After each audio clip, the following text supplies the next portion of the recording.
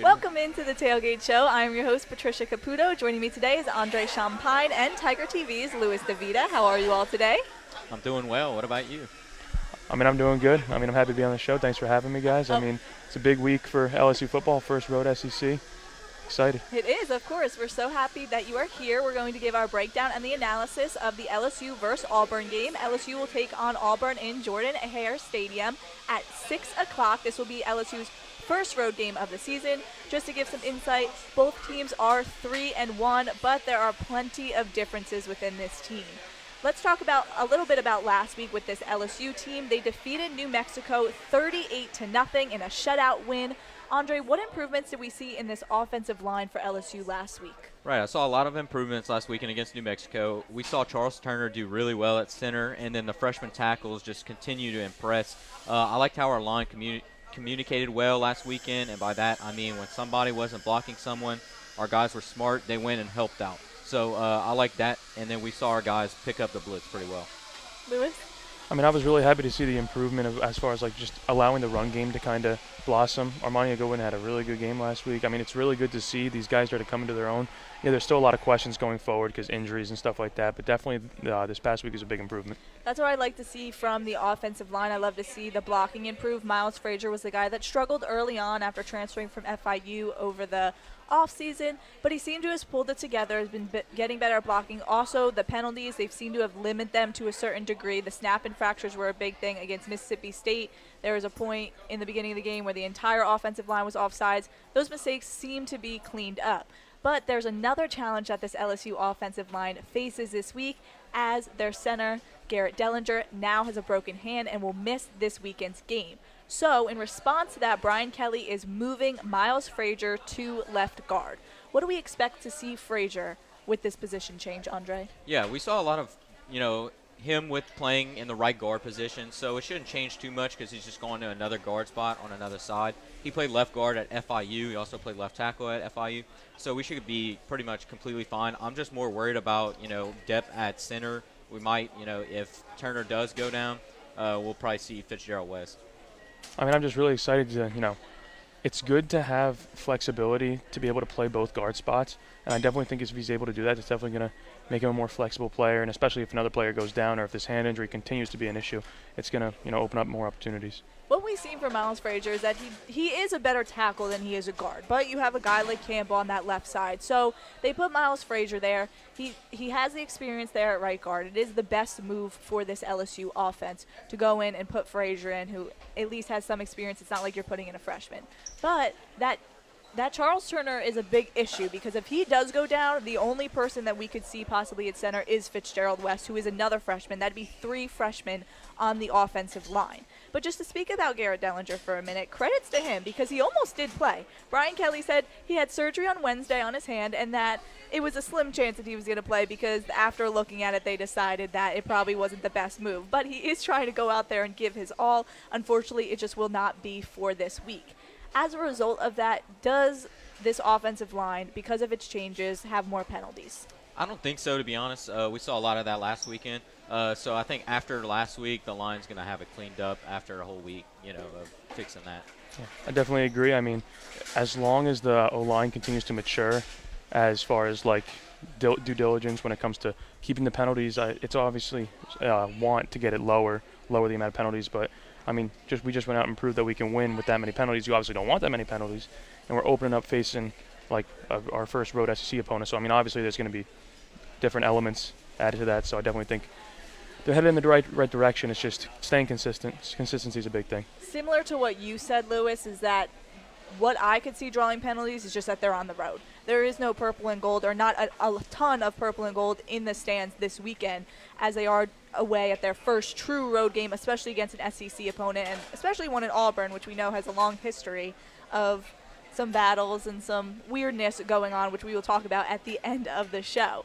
Let's move on to the quarterback. Jaden Daniels, we've mentioned this before, he's been such a huge asset for this LSU team, but last week against New Mexico, he did look a bit rattled. He seemed to just have trouble reading some defenses, throwing passes. He does have a back strain, but is expected to play, so possibly that could have been a result. But he's playing in his first road game. He was originally at Arizona State in the Pac-12, so very different from going from the Pac-12 to now an SEC road game. Does this cause him to make the mistakes we have not seen yet this season? So y'all know I'm hard on Jaden Daniels. You are. But I'm going to say he's going to go off this weekend. I think he's going to surprise us just because he's going to pass it more than he often does. I don't think him playing in his first SEC game is going to be the factor because, he's got the experience. He's got it all. He's been on the road in the Pac-12, which isn't the same, but he just has that laser-sharp just focus. And he just needs to bring that to the guys, like the freshmen on our team, the guys that haven't been in that environment. He needs to just say, hey, guys, we need to shut it out, just play our game of football. Yeah, I mean, I definitely agree. Jaden Daniels, obviously, it's a very different situation. Pac-12, SEC, two very different conferences and stuff like that.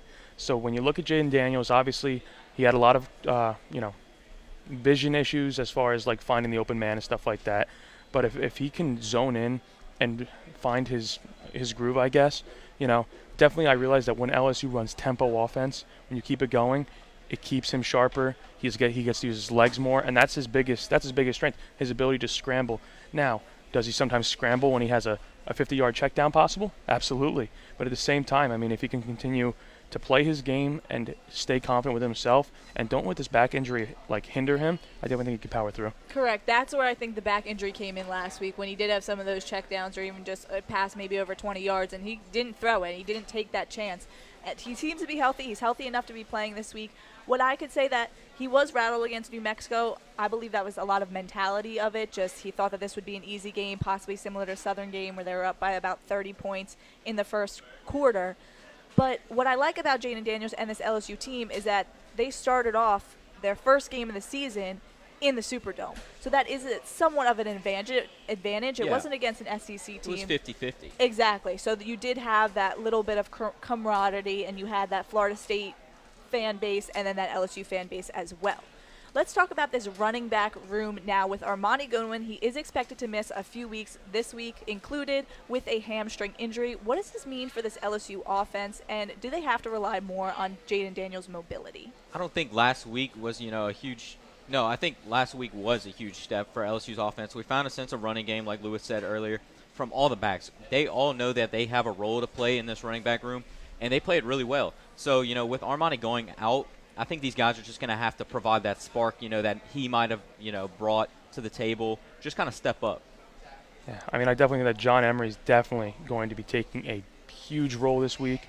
I mean, obviously, he was one of the best recruits coming out of high school, and obviously he hasn't, advanced into that full potential with the suspension and stuff like that. So, I mean, the way that I look at it, you got the two stud receivers with Neighbors and Keyshawn Booty, and with John Emery, I think it's definitely an opportunity for the offense to use all their weapons and just go straight, and, I mean, definitely could be a high-scoring shootout. What I like about this running back room is that even though Armani Goodwin goes down, it is a loss, but we have a little bit of depth there as well. You have John Emery Jr., who Brian Kelly is slowly getting into the mix. I would expect to see him a little more this week because of this injury. And then you have a guy like Noah Cain, transferred from Penn State, and Josh Williams, who's now a junior and has been here for a few years. They know what they have to do. They know what their jobs are. They know what their roles are. And the question here is, though, is John Emery, is this his week to solidify himself as a starter with the Goodwin injury? Yeah, I think so. I expect John Emery to just have a phenomenal game this week. I think we've been waiting for him to show that spark, and this week I really think he does go off. Auburn's rush defense is decent, but I've seen, highlights of their linebackers in the open field, and they don't impress me. That's where he thrives. So he's going to make a lot of guys miss. I definitely agree with Andre. This is his big game to break out. It is. He's got the opportunity to go out and maybe even snag that running back one spot. I mean, obviously there's a lot of talent in that room, kind of banged up with Armani out.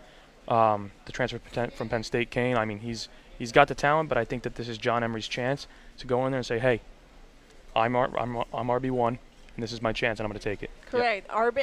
Goodwin, has been starting for the last few weeks, even though John Emery has been back into this mix. But Emery does have the chance to solidify himself as a starter, and also he has the opportunity to be a leader. He's played against SEC teams before. This offensive line, inexperienced. Jaden Daniels never played an SEC game. John Emery knows the ins and outs of it. He was with that 2019 national championship team, and this is his opportunity to not only play a great game, as Andre Lewis had mentioned, but also go out there and lead the team and also block. You know you have Miles Frazier, you're down a lineman to say, and go out there and make sure that you're protecting your quarterback as well.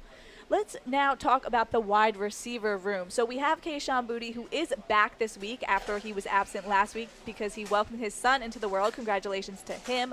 But this whole season, Boutte and Daniels have had trouble connecting. It is clear to say that Auburn is not the best team in the SEC this season. You have teams like Alabama and Tennessee, of course. Is this their week that they have to find their connection before they get into the bulk of their SEC games? Yeah, Kayshon has been dead silent, so he needs to prove himself with all that talent he has because, he hasn't proved it this year.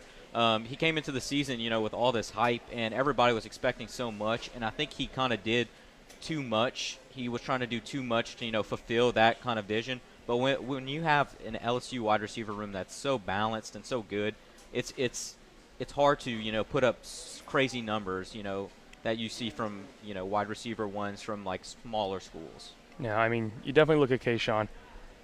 Getting him involved in the game, it's like you put the ball in your best player's hands, you're gonna do well. Mm-hmm. You're gonna do well. With him, I think it gets in his head a lot. He definitely let week one get to him and stuff like that. But at the same time, as you grow as a player, you also grow as a person. You got to power through those insecure things and stuff like that. And I just see that if he can go out and play like an absolute stud, it's going to take the pressure off of the other playmakers. Obviously, you want the other playmakers to be involved with the Malik, and you can't forget about Jere Jenkins. He's another stud out of that wide receiver room. I mean, you definitely can't count them out, but I'm telling you this. If Kayshon and Jaden Daniels can find their groove, I definitely think it's going to be a problem for the SEC the rest of the way. Boutte has had 10 receptions for 93 yards, has not had a touchdown yet this season. So with that we've talked about the depth, but this is a week that they have to connect. Imagine Boutte playing at his full potential, and then you have Malik Neighbors on the other side. That's a worry for a defense, right? Yep. And now to even mention guys like Brian Thomas Jr., who got in because of Boutte's absent last year, as well as Jack Besh. What do we expect to see from a guy like Brian Thomas Jr.? Will he see the field more this weekend? I think in certain situations he's going to see the field. It's depending on your matchups because you already have Kayshon, you already have Jack Besh, you already have Malik Neighbors and Jere Jenkins. So if there's an advantage in the matchups with the DBs, I say go to him, because he's tall. He's going to go get that one-on-one ball, down the field. But if it, we'll see him, in certain occasions. But I see those big three guys first, though. I mean, I definitely agree. I mean, you obviously got all the talent in front of him, but at the same time, there's opportunities for these guys to come out and make a statement. And Brian Thomas Jr. went out, and he did that last week. And definitely it was a good chance to, like, hey, I'm here too. Yeah, you got these three studs that are going to be good wide receivers in the National Football League. Don't forget about me. I can come in, I can make some waves too. He led the team last week in receptions with 3 receptions and 76 yards, he led the team. So he did make his statement game. The problem is the depth here in this wide receiver room, but that's a good problem to have if you're LSU's offense. Let's move on to this Auburn defense, talking about them, and continue to talking about Boutte and Neighbors, who will be playing together this weekend. Who should the Auburn defense be more focused on? I don't even think it's a thing of focusing on one man because I think that's where LSU is going to have you beat. They have so many guys that can beat you. So for Auburn, they're going to have to just trust their DBs, which is not very deep. It's not good. So they typically run a 4-3 defense, which is stop the pass primarily, and they do a lot of delayed blitzing. So you can expect to see a lot of delayed blitz. Try and get to Jaden Daniels first before he gets downfield.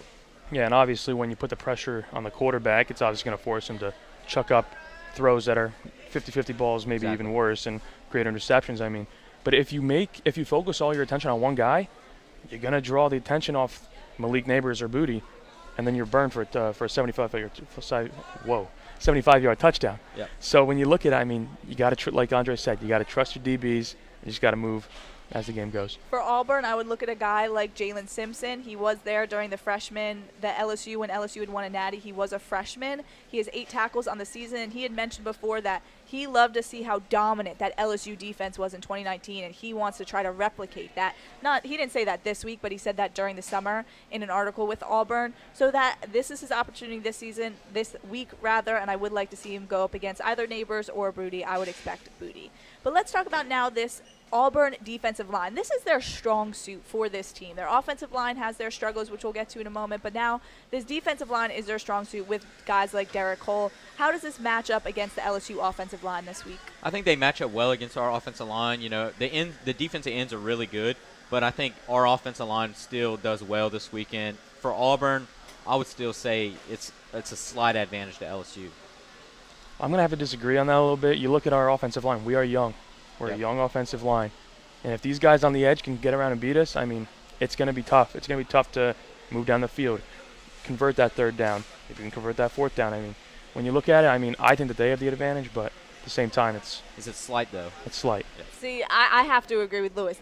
The defensive line for Auburn, if they come away with the win, they will win this game. Derek Hall, Iko Tua, or Latea rather, they will help win this game because of our inexperienced offensive line in LSU.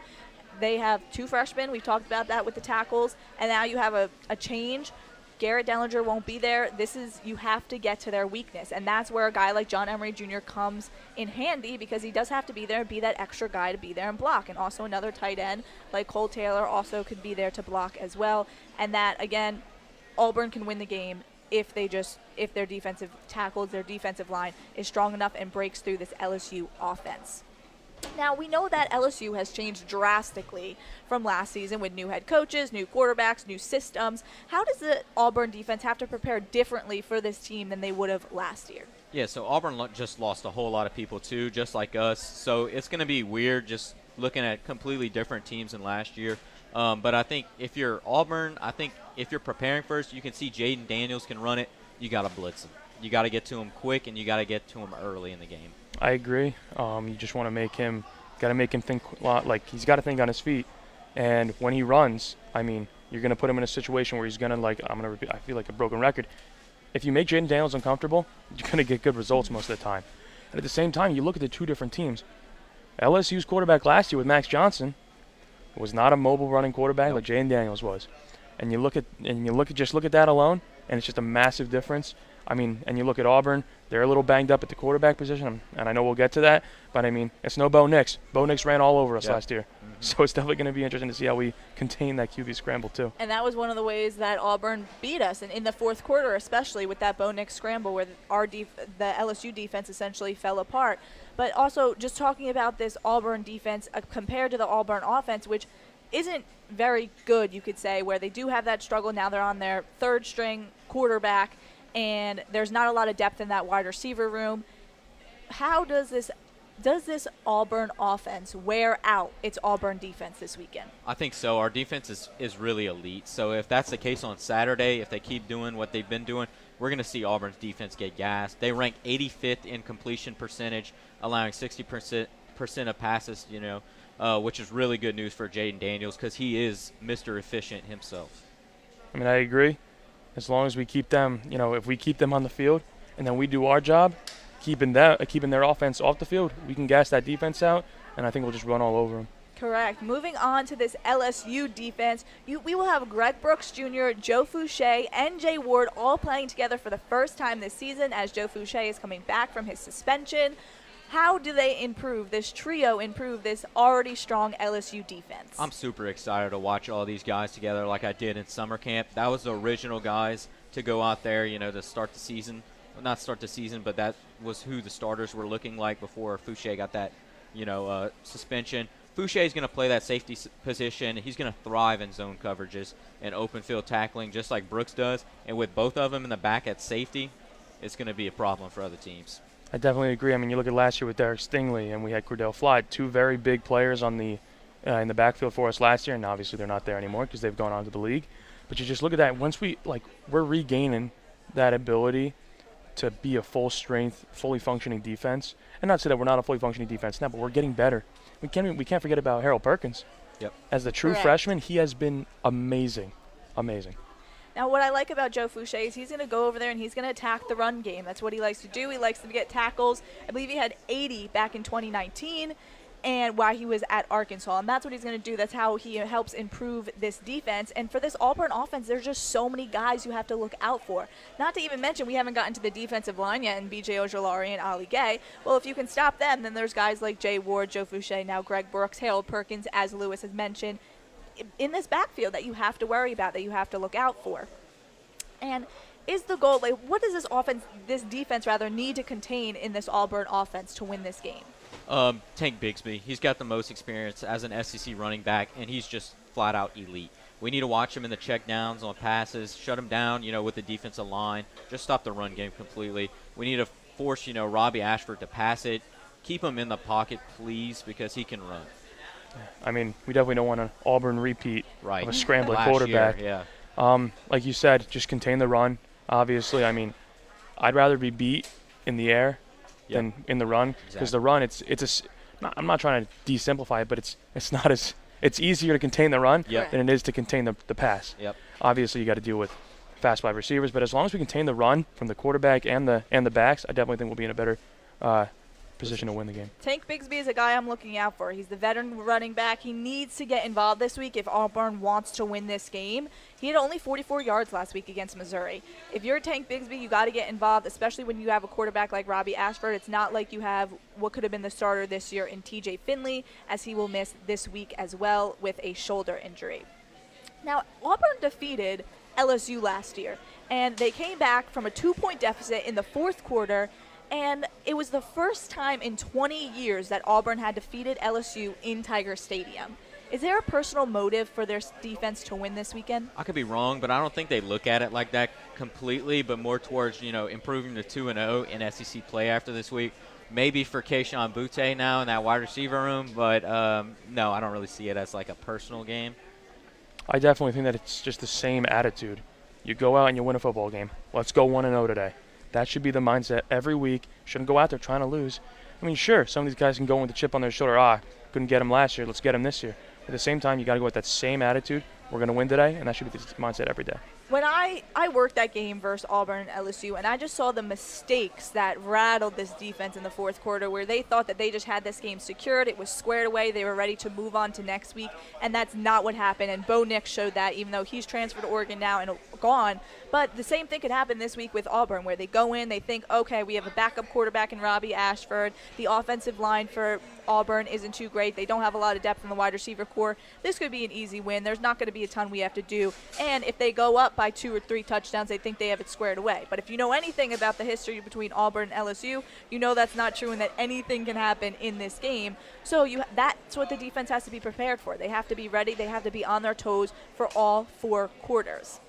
Now let's talk about this Auburn offense. Just about Tank Bigsby. Is the way that they win this game is him getting involved? Oh, yeah, for sure. He's the heart and soul of this offense. He's going to have to make crazy plays, I would say, just for them to, score, because I don't see them scoring, in any crazy ways besides Tank Bigsby. I mean, I agree. As long as our guys in the backfield do their job, I mean, this offense has the ability to run all over you. Tank Bigsby has the ability to go, break away, chip at you with yards and stuff like that. And if he finds the end zone, I mean, that's going to cause problems for LSU, and that's obviously going to make them have to come back. At the same time, if we can keep Tank Bigsby contained and we can keep Robbie Ashford contained, I mean, it's definitely a better chance to win. Oh, yeah. Of course, you have Tank Bigsby, and you also have a guy that we haven't mentioned yet, like Jarquavius Hunter, who is a sophomore running back, and he only had 7 carries for 13 yards last week. I would like to see Bigsby and Hunter both get involved in that offense, and that's how I would say that they win this game, if they do win this game, getting that run game going on the ground. And there was a point last week in that Auburn versus Missouri game where Auburn narrowly came away with the win against Missouri, 17-14, that they had their 4th-string quarterback in. And is Robbie Ashford, who will be starting for them this week, as he did end up coming back in that Missouri game healthy, is he comfortable and confident enough to be able to stay in the pocket and make accurate passes? With our defensive line, it's going to be a problem for him to be comfortable. He's going to be out of the pocket most of the time, if I had to guess, so our linebackers are going to have to get to him. Yeah, I mean, and herein lies the guy, Harold Perkins. If those guys can help put pressure on Robbie Ashford, it's going to, he's being thrust into a new role. TJ Finley's down. And if we can get him thinking and stuff like that, we have to give him different looks. Can't be running out the same defensive set out there every time. If we can keep giving them different looks, I definitely think it's going to throw a lot of confusion and keep them thinking. And when you think too much, you make mistakes, and that's what we want. Correct. And we had mentioned how thin this wide receiver core is for Auburn. Let's talk about LSU transfer Coy Moore. What do we expect to see from him? And I know, Andre, you would like to say something about him, so go right ahead. Coy Moore is just – he was talking blasphemy on social media about the LSU, saying he was the best LSU wide receiver in the room last year, which was totally untrue. He said he was better than Kayshon Boutte. So, I don't think he's going to do very well this weekend just because he said that. I think Javarius Johnson, Auburn's best wide receiver, is probably going to do the best out of all their wide receivers. And to remind you all about Moore, he had entered the transfer portal mid-season last year, so he didn't even play the remainder of the season for LSU, so we didn't get to see his full potential. Lewis, do you have anything to say about Moore? It's definitely a hot take to come out and say something like that. But at the same time, if he's confident in his skill, more power to him. But at the same time, if he gets shut down this weekend, he's going to eat his words. It is. Draymond Green said it best. If you don't go into something thinking that you're the best, then why are you even doing it? But that's why I like guys so much like Terrell Owens, because he would go out there, he'd talk a lot of smack, and then he'd go prove it to you on the field. And that's what Moore has to do this week, especially when you have Booty on the other side, who was the second best wide receiver in the SEC Look, last though, season. Coy Moore is no Terrell Owens. You're right, but I'm just saying that's we what don't know yet. Exactly. But let's just say. I'm just saying we know. That's what Owens did. He would talk a lot, everyone would get upset, but he went out there and proved why he deserved the right to talk the way he did. If you can talk the talk, you can walk the walk. Wrapping up here, let's just talk real quick about this Auburn offensive line. This is one of their weak spots, right? You have now Johnson, who is injured at center. Tate Johnson won't be playing. Nick Brahms retired this offseason, as he was a center for many years at Auburn. How does this affect their offense this week? Yeah, their offensive line, with our defensive line being so stacked, they're going to have some trouble. Kind of like what we talked about a few weeks ago. Offensive lines need time to mesh together. They didn't get that time, so they're going to struggle. I agree. Yeah. You look at LSU as a perfect comparison at the beginning of the season. Right at the gate, we looked terrible. Mm-hmm. Yep. LSU looked terrible, and everybody's thinking, oh, they'll improve. Now Mississippi State, no, Southern, we obviously ran all over them. Yep. At the same time, like you said, offensive lines need to mature together. They need to mesh together. And Auburn's, they're kind of going through the motions with that right now. And especially with the pressure that LSU's defense is going to bring, it's going to be a serious issue for them. You're in your third-string center now. You can definitely expect to see a lot of high snaps. It's struggling for a quarterback now who's coming into this position. And Robbie Ashford, who is newer, this could be a difficult task for this Auburn offense. Now, Brian Hassens for this Auburn defense, for this Auburn team, rather, is this a make-or-break game for him? Yeah, for Brian Harsin, yeah. It's a must-win for him because you look at their schedule, it don't get any easier down the road. You got to go to number one Georgia next week. I think he's going to be done after the season, after that Iron Bowl weekend, because I don't think they want to buy him out. But I think this is a must-win for your locker room. Absolutely. I mean, if you want to retain the respect of the locker room, you definitely want to go out there and put on your best show and lead your team to victory. At the same time, you're getting torched by other teams. You almost lost to Mizzou. Yep. Mm-hmm. They almost lost against another FCS team or something like that earlier, too. Right. Yep, San Jose State, that was. Zach Blackberry said it best on the Auburn radio network, is that he's most likely going to lose his job after this season. It's an anonymous decision by Auburn, but you have to go in there this week and you have to encourage your guys and try to get a win against LSU, who's now 3-1. And there's been a lot of weirdness, if you know anything about the history, as I mentioned before, in this Auburn-LSU game. Does any strange moments happen today? I don't think so. Maybe like a John Emery, like long touchdown, crazy touchdown or something. I don't see anything crazy tomorrow. I mean, who knows? It's football. I mean, they say any given Sunday. What about any given Saturday? Yeah. Anything can happen. We saw it last week. Jack Bash almost had he took one to the house on a punt return. And do I think that's going to happen this week? You never know. But at the same time, stranger things have happened. There's been buildings set on fire at the Auburn game. Les Miles running out of time where they weren't able to win the game. You also had just Auburn one time stepping on the eye of the LSU Tiger. That caused a lot of controversy as well. The craziest things I see happen this year is Harsin gets fired after this game. And there also was Hurricane Ion, sending all of our thoughts and prayers to everyone who was affected. But that was also a factor into part of the weirdness of this game, and thankfully it did pass Auburn. With that being said, let's get to our score predictions. Andre, who comes away with the win this weekend? I got LSU 34-20. I think that's a bold one. I'm going to take LSU 28-17. I definitely think I don't think LSU is going to put up 1,000 points. And obviously 34 isn't 1,000, but I definitely think LSU is going to come with a win with 2 scores. I think LSU wins 30-14. Auburn struggles to put points on the board. Possibly they get a garbage time touchdown, and this LSU defense comes in clutch, helps this team win the game, and solidifies a win. They move to 4-1, and Auburn will drop to 3-2. That is all we have for you today. Thank you so much for joining us. This is LSU will take on Auburn at Jordan-Hare Stadium at 6 o'clock p.m. on Saturday. Patricia Caputo, Andre Champagne, and Louis DeVita, this has been the KLSU Tailgate Show.